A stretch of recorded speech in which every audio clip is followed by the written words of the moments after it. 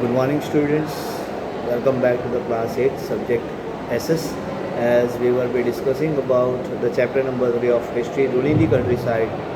Last time we have discussed about how the indigo cultivation has been produced. Today we will be discussing about the two methods about the cultivation of indigo. One is related to niche cultivation, whereas another is Roitwari or cultivation. So, in niche system, the planters ultimately provides the indigo to the lands that has been directly controlled or rented by the zamindars. Okay, ultimately planters what they do, they ultimately hire that land and make sure that the laborers should be available for that niche cultivation. Okay, in niche cultivation, there are certain points which has to be very muchly focused on that. So basically we will be discussing that niche cultivation one by one. So let's begin with that. The cultivation requires fertile land and big land. Indigo ultimately requires a huge land, and that in that a fertility is very important role to be played by making an indigo more rich. Because of that, it was very much difficult to have a big land areas for the planters because it has already been highly populated. Maximum peoples were been staying in that regions, and the dense population was been very high. Because of that, a lot of problems were been then related to the population, and a lot of conflict between growing that indigo.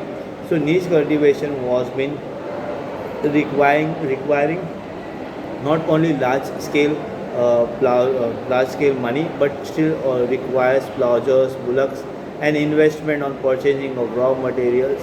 Everything was been very much high. The price was also been high. At the same time, the cultivation of rice also took place when the indigo ultimately was been produced. At that time, the laborers who are been busy in the rice cultivation, they were not been easily available for making indigo. So basically, I would say that niche cultivation requires huge land along with the fertility of that particular land. Along with that, lot of plowers and bullocks were been required, and many investments were been required to purchase that bullocks and plower. That was been very much big issue for the planters. They don't want to invest too much, but still they want to make a profit.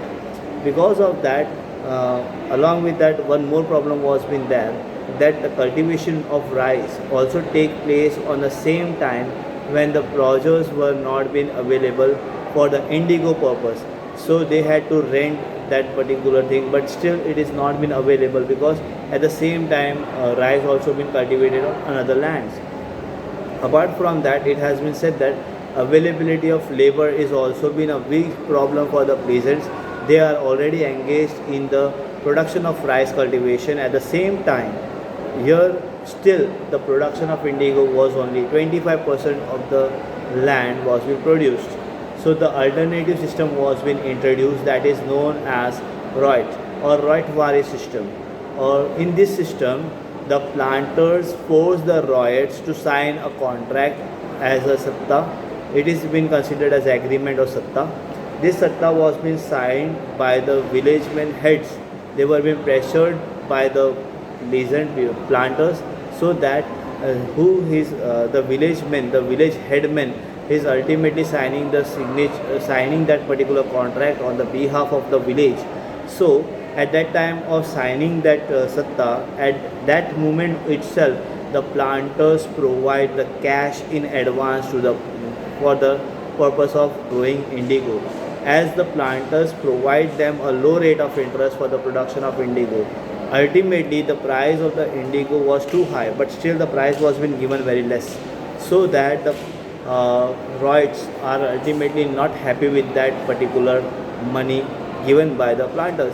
Because of that, the peasants were very much disappointed, and once they have cultivated that indigo, once they go for the providing that order to be returned back, at that moment the planter ultimately gives another loan and give new order for growing for indigo.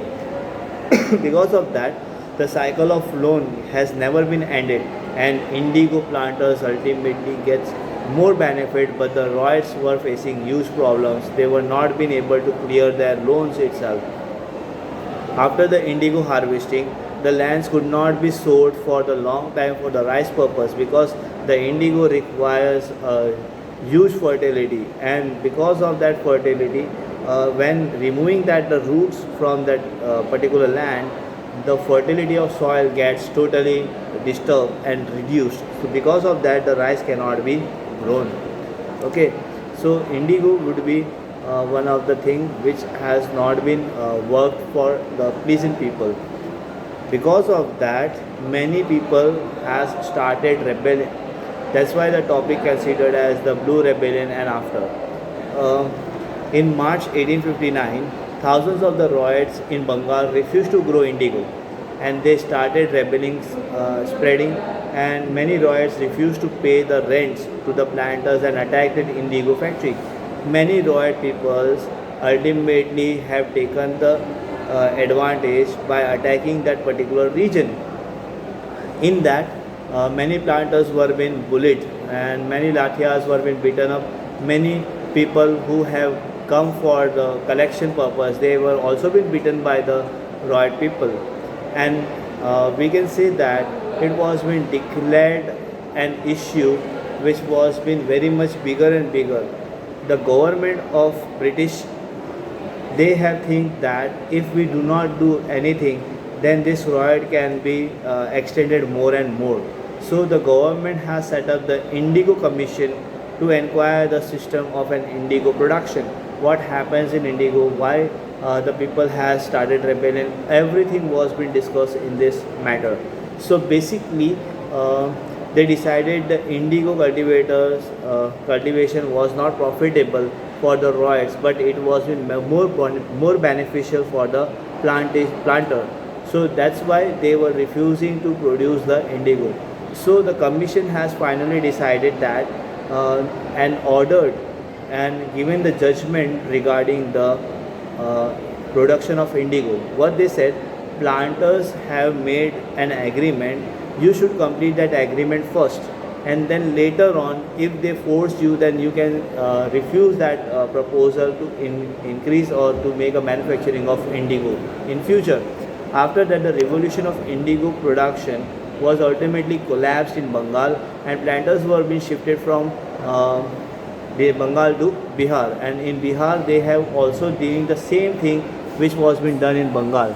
Later on, Mahatma Gandhi has started one movement which was known as Champaran movement.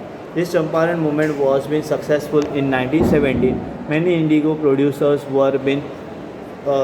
were been removed from that particular area, and maximum time the villagers were been happy with that decision. Um, Here it can be said that the indigo planters were been facing a problem once it was been faced by the planters in Bengal. The same thing was been faced by uh, planters in Bihar also. Basically, this topic has been over now. Notes has been provided to you in offline session. You can write that notes, and you can make sure that the contents are been clear to you. That's it for today. Thank you.